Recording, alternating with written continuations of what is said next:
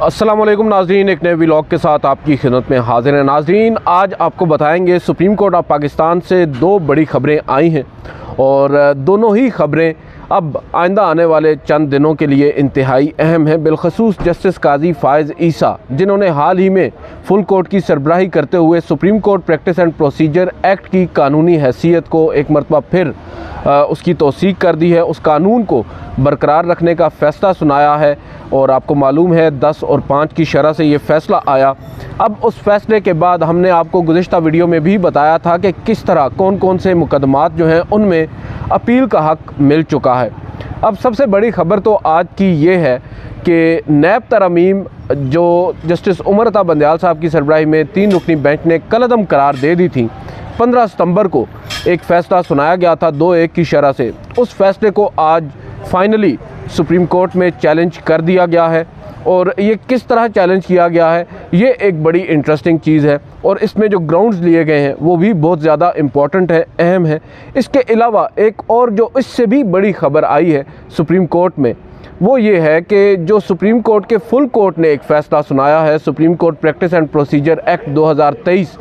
उसको 2 दिन के बाद यानी आज ही सुप्रीम कोर्ट में चैलेंज भी कर दिया गया है। ये एक बहुत बड़ी डेवलपमेंट है और बड़ी इंटरेस्टिंग एक एप्लीकेशन फ़ाइल की गई है, सिर्फ 2 सफ़ात पर मुश्तमिल। और ये दरख्वास्त किसी और ने नहीं, मेन पिटिशनर जो supreme court practice and procedure act को जिन्होंने सुप्रीम कोर्ट में चैलेंज किया था, जस्टिस काजी फ़ायज़ ईसा के सामने अपने आर्ग्यूमेंट्स दिए थे, उसी दरख्वास्त गुजार ने अब इस फ़ैसले को चैलेंज भी कर दिया है और 2 और 3 पैराग्राफ जो उस मुख्तसर हुक्मनामे के हैं उनको कलअदम करार देने की इस्तदा की है। सबसे पहले आपको बताते हैं नैब तरमीम के हवाले से कि नैब तरमीम का फ़ैसला, जैसा कि पहले आपको बताया कि 15 सितंबर को जस्टिस उमर अता बंदयाल, जस्टिस एजाज़ुल एहसन और जस्टिस मंसूर अली शाह पर मुश्तमिल 3 रुकनी खसूसी बेंच ने सुनाया था। जस्टिस उमर अता बंदयाल और जस्टिस एजाज़ुल एहसन ने इन नैब तरमीम को कलअदम, जबकि जस्टिस मंसूर अली शाह ने इख्तिलाफी नोट लिखते हुए इन नैब तरमीम को दुरुस्त और आइन से मुताबिकत में करार दिया था। अब 2-1 के उस फैसले को तकरीबन 1 माह के बाद चैलेंज किया गया है। और इंटरेस्टिंग चीज़ ये है कि हमने आपको बताया भी था, 2 दिन से हम बता रहे हैं मुख्तलिफ वीडियोज़ में, कि अब नज़रसानी दरख्वास्त के अलावा एक अपील का हक़ भी इस कानून के तहत मिल गया है, जो 2 रोज़ कबल फ़ैसला दिया है सुप्रीम कोर्ट ने। और ये तरह जो आप कह सकते हैं अपील का हक़ मिला है, ये 184(3) की उन दरख्वास्तों पर मिला है, उन केसेस पर मिला है जो supreme court practice and procedure act के नाफिजुल अमल होने के बाद सुप्रीम कोर्ट में आए। उनमें सबसे अहम मुकदमा नैब तरमीम का था। मगर इंटरेस्टिंगली जो आज चैलेंज किया गया है नैब तरमीम का फ़ैसला, वो अपील की सूरत में नहीं बल्कि नज़रसानी यानी रिव्यू पिटिशन आइन के आर्टिकल 188 के तहत दायर की गई है। अपील इसमें दायर नहीं की गई। मैंने जो पिटिशन है उसको खोल कर पढ़ा और देखा कि उसके अंदर ऊपर भी जो हेडिंग है वो दी गई है कि रिव्यू जुरिस्डिक्शन, और नीचे जिस आर्टिकल की बुनियाद पर यह दरख्वास्त या अदालत से रिलीफ मांगा जा रहा है वो आर्टिकल है 188 का, जो सिर्फ़ और सिर्फ रिव्यू की जुरिस्डिक्शन है। और यहाँ से हमें वाज़ेह हो गया कि ये जो दरख्वास्त दायर की गई है ये रिव्यू में आई है। अब ये जो रिव्यू फ़ाइल किया है, ये जिन्होंने किया है वो बड़ी अहम शख्सियत है। वो हैं फ़ारूक नाइक साहब, साबिक़ वज़ीर कानून, चेयरमैन सेनेट भी रहे हैं। उन्होंने एक मुतासरा फ़रीक की जानिब से ये दरख्वास्त दायर की है सुप्रीम कोर्ट में, जिसमें ये कहा जा रहा है कि जस्टिस उमर अता बंदयाल की सरबराही में 3 रुकनी बेंच ने हमें सुने बग़ैर नैब तरमीम के ख़िलाफ़ अपना फ़ैसला सुना दिया और तरमीम के बाद एहतसाब अदालत ने इनके ख़िलाफ़ जो मुवक्किल हैं उनके ख़िलाफ़ जो रेफरेंस था वो एंटी करप्शन की अदालत को भिजवा दिया था। मगर उसके बाद फिर इमरान खान साहब ने एक दरख्वास्त सुप्रीम कोर्ट में दायर की नैब तरमीम के ख़िलाफ़। आपको मालूम है ख्वाजा हारिस साहब ने इमरान खान साहब का केस प्लीट किया और तकरीबन 55 समातों पर दलाइल हुए इस केस में। वो ये कह रहे हैं कि इमरान खान साहब ने अपनी दरख्वास्त में किसी भी बुनियादी हकूक़ की खिलाफ वर्जी की निशानदही नहीं की और दरख्वास्त आइनी और कानूनी तकाज़ों पर पूरा भी नहीं उतरती। अदालत अब अपना ही 15 सितंबर का जो फ़ैसला है उसको कलअदम करार दे। फिर ये बताया गया है फ़ारूक नाइक की जानिब से कि जो दरख्वास्त गुजार है वो एक लॉ अबाइडिंग सिटीज़न है, यानी कानून पर अमल पैरा होने वाला एक शहरी है। कभी सर्विस ऑफ पाकिस्तान में नहीं रहा, ना ही पब्लिक ऑफिस होल्डर रहा है। और इस केस के अंदर जो इमरान खान साहब हैं उन्होंने उनके मौक्कल को ना फरीक बनाया, ना पार्टी बनाया, और ना ही अदालत ने इनको नोटिस दिया। और ये भी बताया कि इस केस के इस फैसले से ये डायरेक्टली और मटीरियली इफ़ेक्ट कर रहे हैं।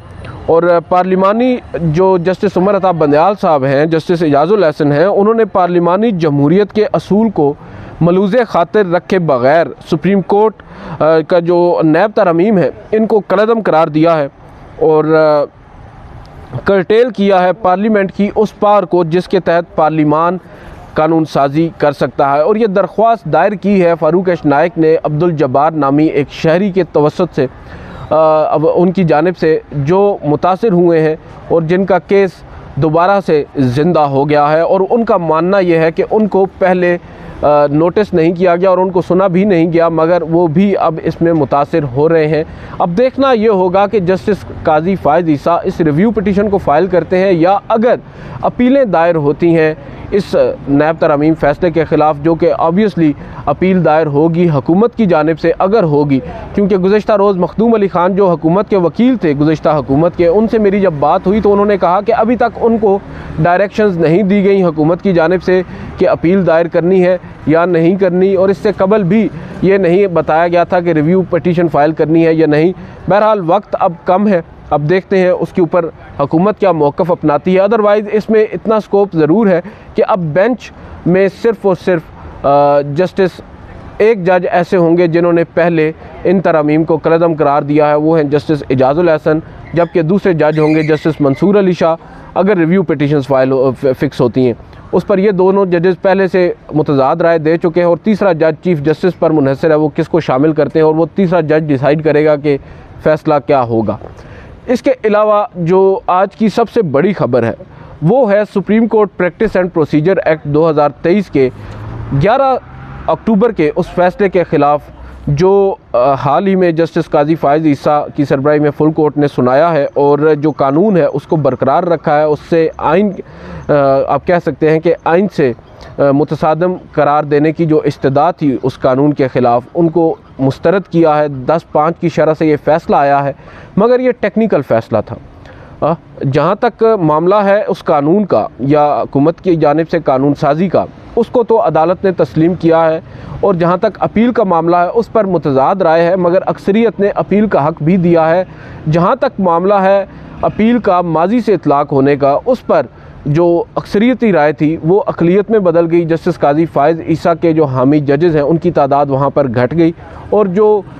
मेन फ़ैसले में अक़लियती नोट देने वाले जजेज़ हैं justice Ijazul Ahsan, justice Munib Akhtar, justice Mazahir Ali Akbar Naqvi, justice Ayesha Malik, उनकी स्ट्रेंथ बढ़ गई और यूँ अब माजी से इसका इतलाक़ नहीं होगा। मगर इंटरेस्टिंगली शाहिद राना जो कि पटिशनर थे, अब उन्होंने एक नज़रसानी दरख्वास्त दायर की है उस फैसले के ख़िलाफ़ और अपील दायर नहीं की। ये वो फ़ैसला है जिसमें अपील का हक़ दिया गया, मगर बावजूद उसके कि अदालत ने अपील का हक़ दे दिया, दरख्वास्त गुज़ार ने अपील की रेमेडी अवेल नहीं की। रिव्यू जुरिस्डिक्शन को इन्वोक करने की उन्होंने अदालत से इस्तदा की है और ये कहा है कि जो इस अदालती फ़ैसले के आखिरी 2 पैराग्राफ हैं 2 और 3 जिनमें अपील का हक़ दिया गया है उनको कलअदम करार दिया जाए। और अब देखना ये होगा कि अदालत इसको किस तरह टेकअप करती है और इसके ऊपर बेंच कौन सा बनता है, क्योंकि जहाँ तक मैंने उनकी दरख्वास्त पढ़ी, अभी मैंने उसका एक सरसरी सा जायज़ा लिया है, उसमें वो ये कह रहे हैं कि अगर अदालत चाहे तो बड़ा बेंच भी बना सकती है रिव्यू पिटीशन में। और माजी में कई ऐसी मिसालें मौजूद हैं जहाँ पर सुप्रीम कोर्ट ने लार्जर बेंच बनाए हैं रिव्यू जुरिस्डिक्शन के अंदर। एक उसकी मिसाल है तलोर का केस, वारा बस्टर्ड का केस, जिसमें अदालत ने रिव्यू के पिटीशन के अंदर एक बड़ा बेंच बनाकर पहले वाले फ़ैसले को सेट असाइड किया, रिकॉल किया। अब देखना होगा कि इसमें अदालत क्या करती है, क्योंकि सबसे पहली दरख्वास्त आ चुकी है और इम्पॉर्टेंट चीज़ ये है रिव्यू पिटीशन फ़ाइल होने के बाद कम से कम वो तमाम जजेज़ उस बेंच में बैठेंगे अगर रिव्यू पिटीशन फ़िक्स होती है जिन्होंने पहले फ़ैसला सुनाया है। और इसका मतलब ये होगा कि फुल कोर्ट फिर बैठेगा अगर रिव्यू जुरिस्डिक्शन को अदालत दुरुस्त तस्लीम करती है और उसको इन्वोक करती है। बहरहाल इसके चांसेस काफ़ी महदूद हैं, क्योंकि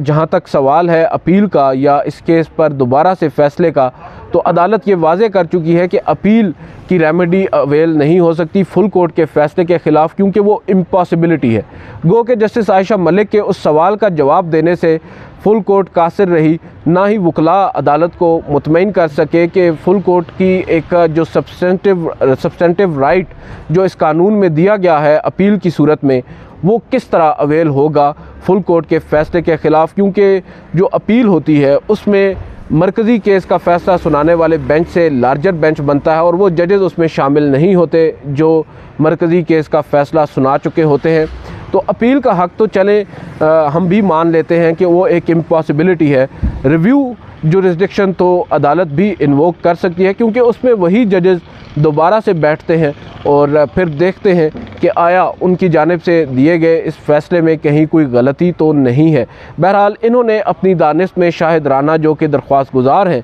उन्होंने एक से ज़ायद गलतियों की निशानदही की है। अब इन गलतियों से इत्तेफाक करती है सुप्रीम कोर्ट या नहीं, ये बात की बात है, मगर अहम बात यह है कि जस्टिस काजी फ़ायज़ ईसा, जस्टिस सरदार तारिक मसूद, जस्टिस एजाज़ुल एहसन पर मुश्तमिल 3 रुकनी कमेटी जो बेंचेस की तश्कील का हक़ रखती है, जो मास्टर ऑफ द रोस्टर पहले चीफ जस्टिस हुआ करते थे, अब ये 3 रुकनी कमेटी होगी, तो क्या वो तीनों जजेज़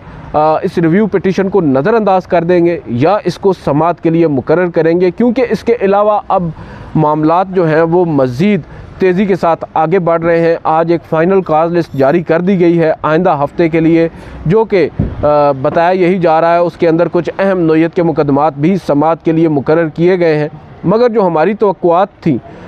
इंतखाबात का केस, जो कि चीफ़ जस्टिस ख़ुद कहते हैं कि इंतहाई सिग्निफिकेंस होती है इस केस की इंतखाबात के मामले की, या फिर उसके बाद दीगर जो मामलात हैं उन्होंने कैटेगराइज़ किया था, इंतखाबात का मामला सबसे ऊपर रखा गया था। मगर ताहाल जो फ़ाइनल काज लिस्ट आज मैंने पढ़ी है उसमें इंतखाबात केस का कोई हवाला दूर दूर तक नहीं है। हो सकता है एक सप्लीमेंट्री काज लिस्ट सुप्रीम कोर्ट जारी कर दे जिसमें आइंदा हफ्ते के लिए ही इंतखाबात का केस भी समाअत के लिए मुकर्रर हो जाए। उसके बाद फिर पता चलेगा कि अब सुप्रीम कोर्ट किस तरफ जा रही है, किस डगर जा रही है, और जस्टिस काजी फ़ायज़ ईसा जो माजी में दावे किया करते थे क्या अब उन पर ख़ुद भी अमल दरामद करेंगे या फिर, क्योंकि आज जो बात हो रही थी हमारी कुछ दोस्तों से जो कि इलेक्शन कमीशन की बीट भी करते हैं, वो ये कह रहे हैं